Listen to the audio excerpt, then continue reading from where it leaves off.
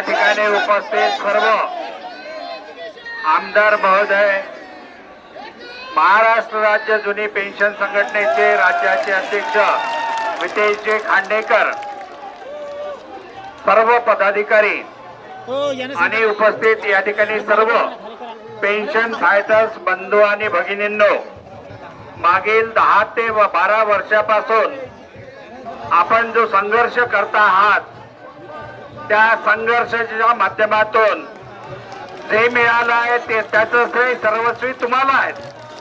हल्ली जे मिळालं त्याचं श्रेय सर्वस्वी तुम्हाला आहे.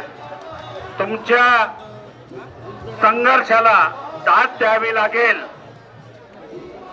डीसीपीएस एनपीएस कर्मचारी मयत झाले असेल, 31 मार्च 2023 ला शासनानं शासन निर्णय काढला, मयताच्या कुटुंबाला आधार दिलेला आहे.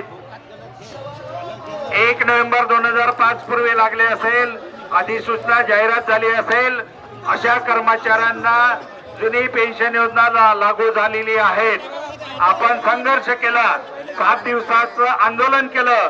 त्या आंदोलनाच्या माध्यमातून शासनाने एनपीएस आरएनपीएस मध्ये रूपांतर केलेलं आहे.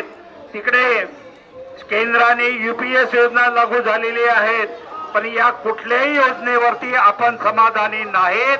आपल्याला ओपीएस हीच पेन्शन योजना शासनाने लागू करावी, या मागणीसाठी आपला हा लढा सतत सुरू आहे. जोपर्यंत लागू होणार नाही तोपर्यंत सतत सुरू राहणार आहेत.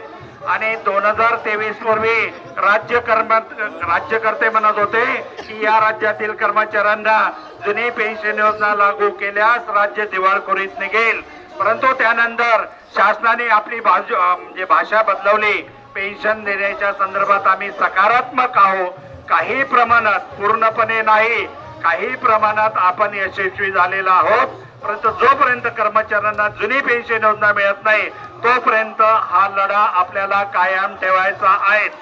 सर्व शिक्षकांच्या बोकांडी आज टीईटीचं भूत त्या ठिकाणी सवार झालेलं आहे.